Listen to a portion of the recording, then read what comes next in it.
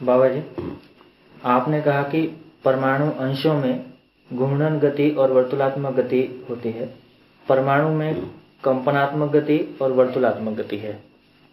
मध्यांश के अंशों में घूर्णन गति के होने से ही मध्यस्थ बल का प्रकाशन है।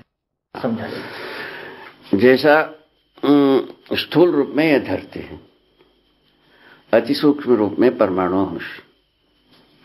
परमाणु अंश जब अपने गतिपथ में घूमता रहता है, वो अपने में घूर्णन करता भी रहता है और आगे सरकता भी रहता है।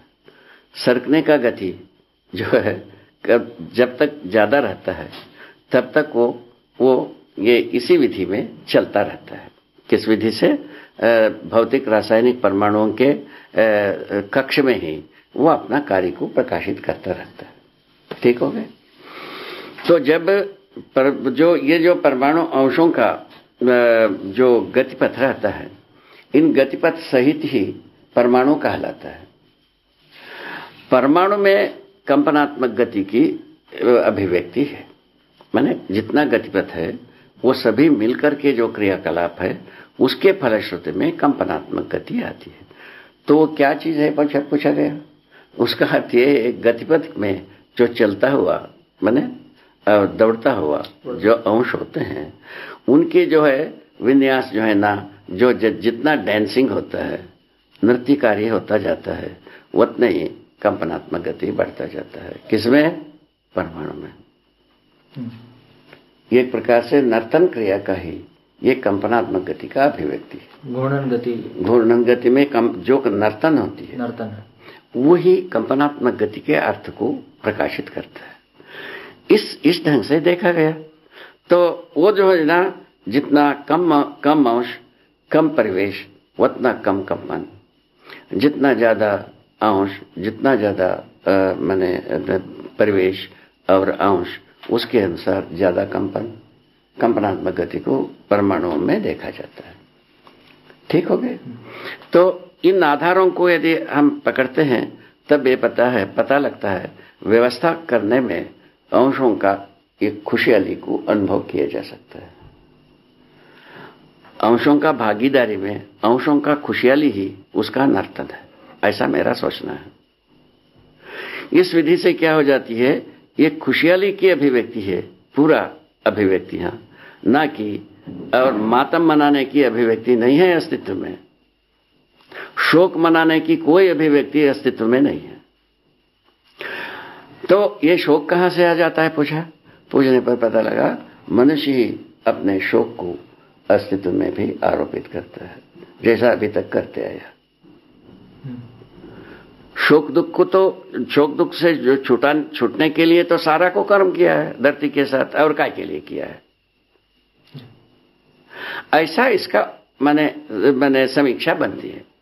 इस बीच में यदि शुभ के अर्थ में यदि घटित हो गई वो बात का भी अपन गणना की है। अब आगे चल करके यही आवश्यकता है, इन सभी परमाणु में जिसको हम पहचान चुके हैं या अकस्मात आगे चल करके पहचान में आएगा, इन सभी से बनी हुई वस्तुओं को हम सदुपयोग करने के अर्थ में अपने मानसिकता को सजोने की आवश्यकता है। और ये प्रश्न था कि मध्यांश के अंशों में घूर्णन गति के कारण मध्यस्थ बल कैसे पैदा होता है? हाँ, कैसा पैदा होता है? ये जो कैसा पैदा होता है की बात नहीं, मध्यस्थ बल है, ये क्या है इसका मतलब? जो के रूप में इसको जो एक्सप्लेन करने की बात है, वो चैतन्य परमाणु के लिए कहें तो ठीक लगती है। चैतन्य परमाणु की बात जब हम कर रहे हैं तब तो खुशहाली और शोक दोनों की बात है ना, तो उस रूप में समझ में आती है। फिर जब हम एक्सप्लेन करने जाते हैं, एक चैतन्य परमाणु किसी को परिभाषित कर रहा है या वो कर रहा है, तब तो ये ठीक लगता है। लेकिन उसके पार्थिव परमाणुओं में कैसा कहा जाए, उसके लिए हमने जो पहचाना महाराज जी, व्यवस्था में होना एक खुशहाली है, क्योंकि मनुष्य जो है ना संवेदनशील संज्ञानशील ही है। तो इसको यदि इन्वेस्ट करता है, यदि इसको दाव लगाता है, उस स्थिति में हमको ये पता लगता है कि ये परमाणु व्यवस्था में कितना खुश है, ये पता लगता है, हमको पता लगता है। तो यही अंश परमाणु के रूप में, परमाणु अणु के रूप में होकर के भौतिक रासायनिक क्रियाकलापों को जो संपादित कर रहे हैं, झाड़ के रूप में, पौधे के रूप में, फूल के रूप में, बीज के रूप में, माने तने के रूप में, और रूप में, जड़ के रूप में, सभी रूप में जो व्यक्त कर रहे हैं, ये इनमें सभी में कार्यरत जो अणु हैं, अपने खुशहाली के साथ ही वो रचना को पूरा किया है। और वो सारे अणु हैं, जो प्राणाणु हैं, वो मृतक होकर के उस अवशेष को यथावत बना के रखते हैं। क्या बात है ये!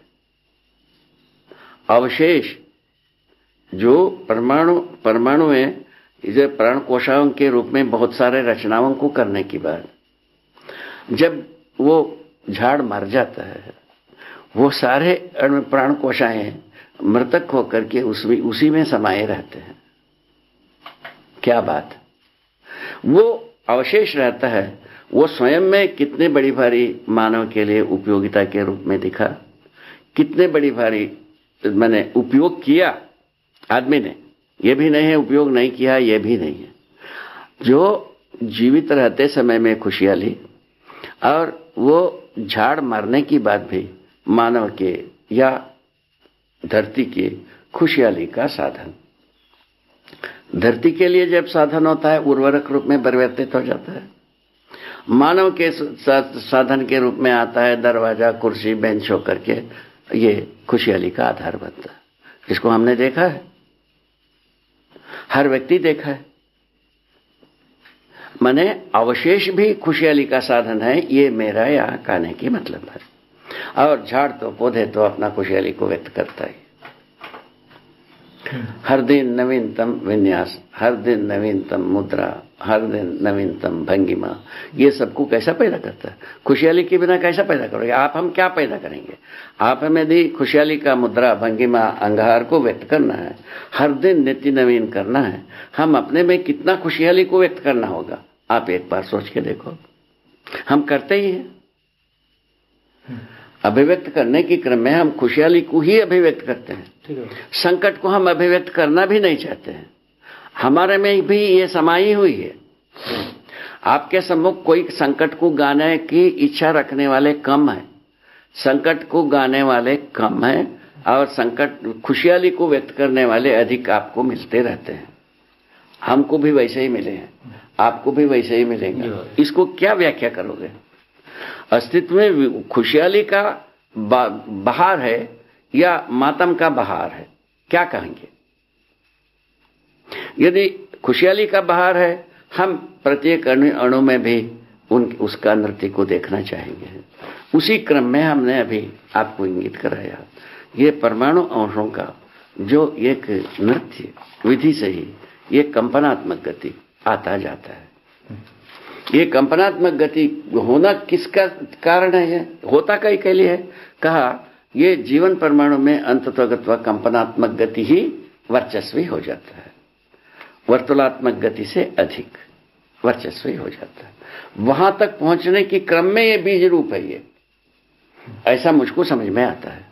जीवन परमाणु में कंपनात्मक गति बढ़ने का जो कारण है, हाँ, वो यहीं से शुरुआत है। अंशों की संख्या का अधिक होना और तृप्त होना, और केंद्र में एक परमाणु अंश होना, केंद्र में एक अंश होना, एक अंश। हाँ, ये इसी कंपनात्मक गति के आधार पर ही तृप्त परमाणु की माने घटना घटित हो जाता है। ये एक ऐसी व्यवस्था के रूप में इस धरती पर देखने को मिलता है। ये 3 प्रश्न हैं। अच्छा, एक तो केंद्र के मध्यांश में वो गति के, हाँ, बता रहे हैं उसको अभी जा रहे हैं। तो मध्य में जितने भी अंश रहते हैं जो पार्थिव परमाणुओं में, और जीवन परमाणु में एक ही अंश होता है। ये तो कल आज आप हम निश्चित कर चुके हैं। परिवेशों में जितना अंश होता है, बीच में उतना ही होता है भौतिक रासायनिक परमाणुओं में। ये बात आप हम स्वीकार चुके हैं। तो उसमें केवल घूर्णन गति ही होता है। एक अंश रहे चाहे 1000 अंश रहे, वो घूर्णन गति ही करते रहते हैं। तब तक कि ही उसका नाम है मध्यांश। घूर्णन गति से यदि विचलित होता है वो परिवेश में ही होगी। इससे क्या मतलब निकलता है? इससे अंशों का बढ़ती घटती हुई विन्यास को देखने पर लगता है कि अंश जब समाता है किसी परमाणु में, वो पहले बाह्य परिवेश में ही पहुंचता है, उससे उसके भीतर की परिवेश, उसके भीतर की परिवेश जितना मध्य में पहुंचना है पहुंच जाते हैं। उनमें स्वयं में ही उस व्यवस्था क्रम में वो अनुपाती हैं। अपने को स्थिर व्यवस्था के रूप में व्यक्त करने के लिए अनुपाती हैं। क्या चीज? परिवेशी अंश और मध्यांश। अनुपाती होने की विधि से वो स्वयं में व्यवस्थाकृत हो जाते हैं, स्वयं स्फूर्त विधि से व्यवस्थाकृत हो जाते हैं, व्यवस्था कार्य को संपादित करते हैं। कृत होने का मतलब, और व्यवस्था कार्य को जब संपादित करते हैं वो उस अंश के जितना संख्यात्मक अंश है, ऐसे परमाणु का आचरण अपने को बहुत ही विश्वासदायक विधि से मिलता है। उसको आप प्रयोग भी करते हैं, वह विश्वास को निभता है। ठीक बात हो गई? ये समझ में आ गए? नहीं आई? आ गई ना? हाँ। तो ये प्रमुख बात है। ये समझ में आने से क्या होता है, हर वस्तु को हमको व्यवस्था के रूप में देखने की नजरिया आती है। व्यवस्था को यदि बिगाड़ने के लिए हम प्रवृत्त होते हैं, हमारा ही समझ हमको नियंत्रित करता है। ये करने योग्य काम नहीं है। ये किस आधार पर आता है? मनुष्य जागृत होने के आधार पर आता है। भ्रमित रहने से क्या होता है? उसको भी बिगाड़ो, इसको भी बिगाड़ो, इसको भी बिगाड़ो, इसको भी बिगाड़ो। उसका छोटा सा प्रोजेक्ट प्रोजेक्ट के रूप में आप देखना चाहेंगे। आप आदिकाल से अभी तक बच्चे, संतान माँ बाप के गोद में आते हैं। गोद में आकर के जैसे भी वस्तु को हैंडल करने लगते हैं, है ना, उपयोग करने लगते हैं, हलचल पैदा करना चाहते हैं, सबको अलग अलग कर, तोड़कर, काट कर, नहीं समझा, टुकड़ा टुकड़ा कर देखना चाहता है। ये क्या चीज है? भ्रमित रहने का लक्षण। ठीक है। वो भ्रमित को हम जागृत करने के लिए शिक्षा देते हैं। काय के लिए देते हैं? जागृत के लिए शिक्षा दोगे कि भ्रमित रहने के लिए शिक्षा दोगे? क्या आपका कहना? जागृत रहने के लिए शिक्षा देंगे। जागृति के बाद भी हम विखंडन करते हैं तो हम जागृत हुए कि भ्रमित है? माने शिक्षा के बाद भी हम विखंडन को ही पूजा मानते हैं तो हम भ्रमित हैं कि हम जागृत हो गए हैं? खत्म हो गई बात। भ्रमित रहने के लिए आप यदि सारे बात जोड़े हैं, उसमें तो हम नारियल दूध बत्ती चढ़ाने के अलावा क्या करें? ये स्पष्ट होगा कि मध्यांश में घूर्णन गति से अध्यक्ष बल कैसे पैदा होता है। और एक बात बताते हैं इसमें। एक तो बात बताया, वो क्या है मध्यस्थ बल, क्या चीज है? आपको कल एक बात सूत्र बताए थे भाई।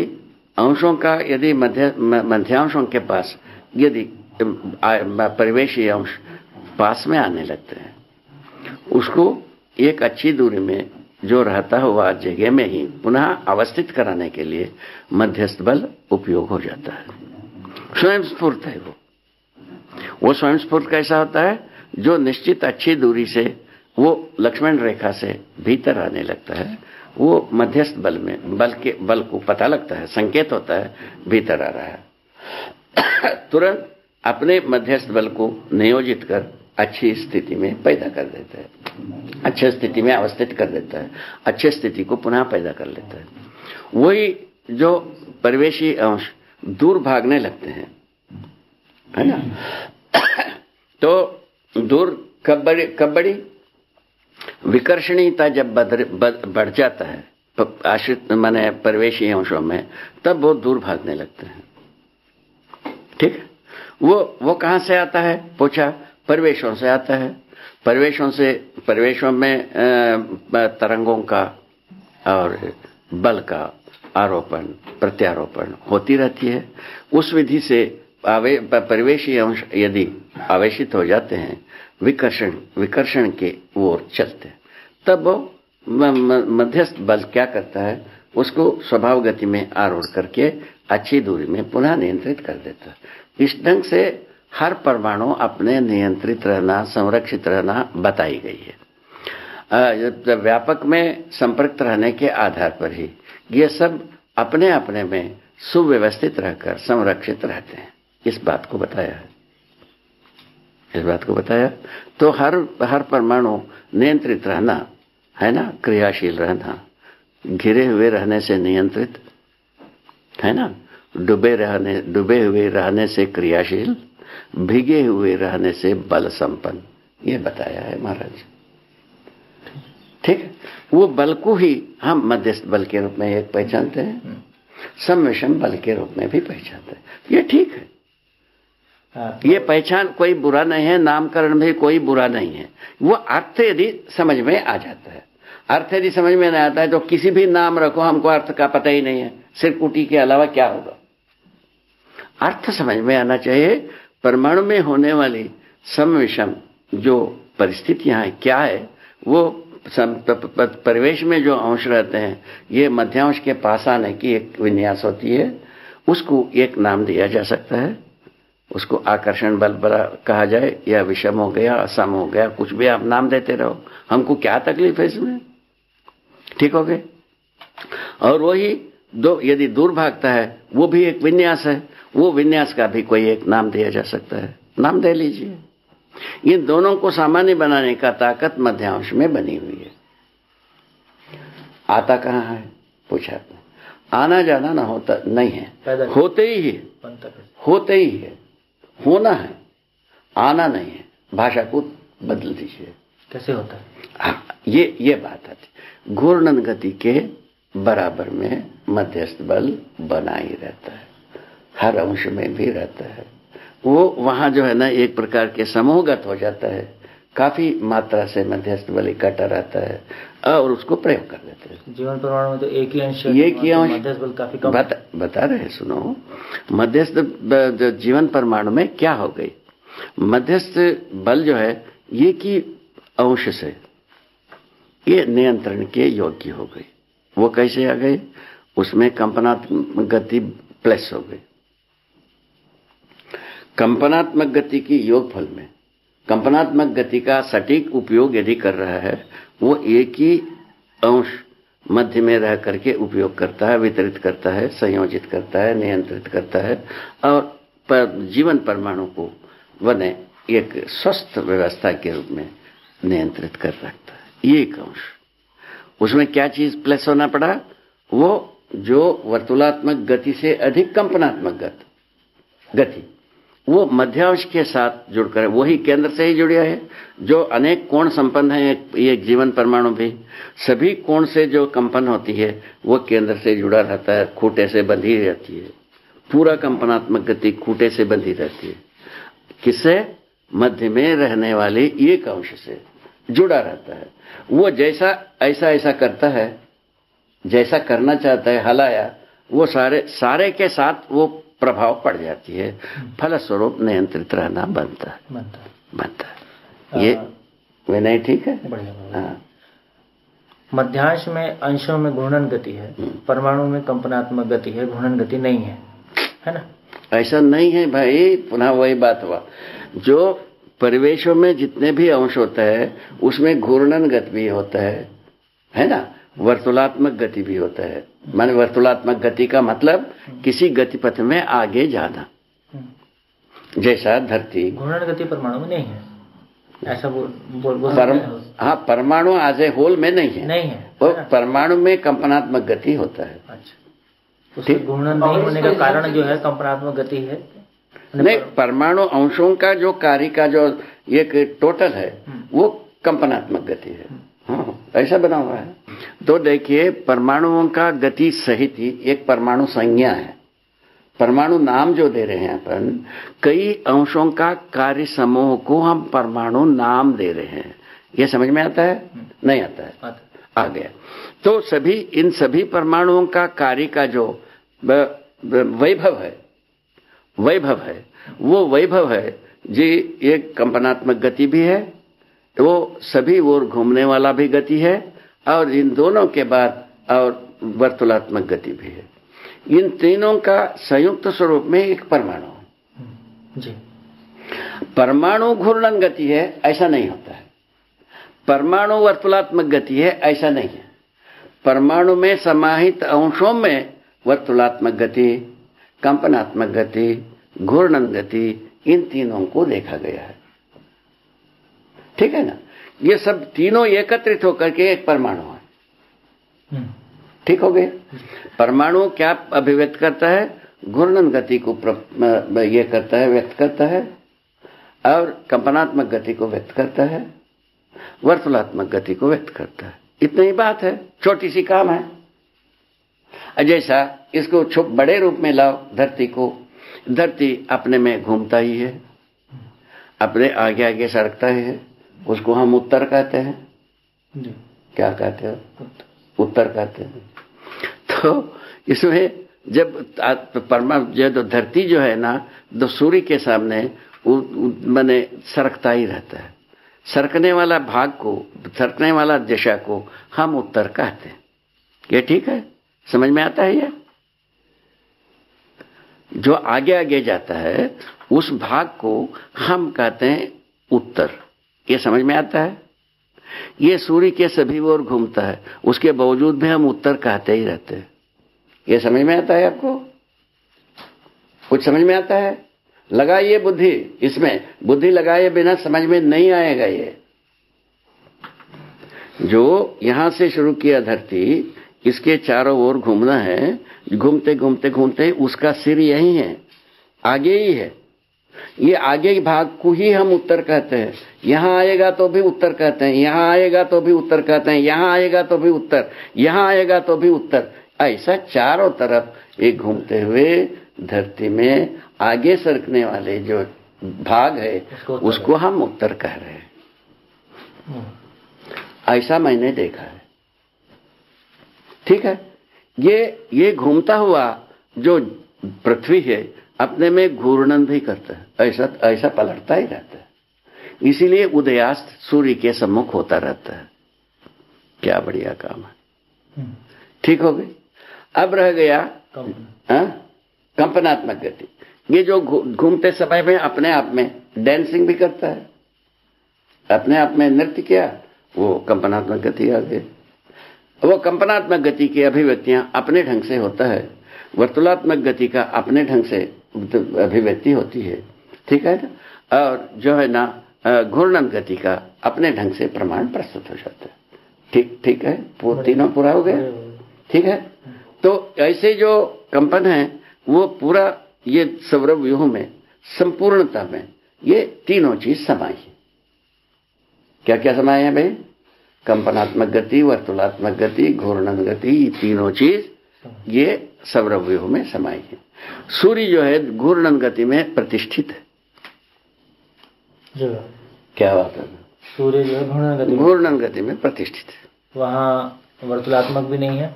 वो तो उसको ऑर्बिट में घूमना ही नहीं है, घूमना ही नहीं है, खत्म हो गया। सिर्फ घूर्णन गति है सूर्य, घूर्णन गति करता है, कंपनात्मक भी नहीं। कंपनात्मक गति के जो धारक वाहक हो जाता है, ये पूरा सौरव्यूह का जो कंपनात्मक गति है उसका सूत्र उससे जुड़ी रहती है, सूर्य से जुड़ा हुआ। मध्य में यदि है सूर्य, सूर्य से ही जुड़ी हुई है, बंधी हुई है। बोलिए सर, कितना बढ़िया है काम। मध्यांश की तरह, मध्यांश के कारण ऐसा बनाओ। इसी प्रकार परमाणु का बिल्कुल हूबहू मैंने स्थूल रूप है यह सौरव्यूह। सौरव्यूह की क्रियाकलापों को ठीक से हम समझें, परमाणु को समझने में बहुत आसान। अति स्थूल रूप में यदि समझना है परमाणु को, यह सौरव्यूह है। ठीक है। और गति प्रतिष्ठा में बाबा अंतर अवश्य होगी। परमाणु की गति अति तीव्र है तो धरती का गति उतना नहीं। ठीक है। इस सौरव्यूह में भागीदारी करता हुआ किसी ग्रहगोल का परमाणु के समान गति किसी में नहीं। तो हर धरती में परमाणु में समाई ही है बाबा, चाहे विरल रूप में हो और तरल रूप में हो, चाहे ठोस रूप में हो। क्या बात है, बोलो बाबा। बढ़िया बाबा, है ना।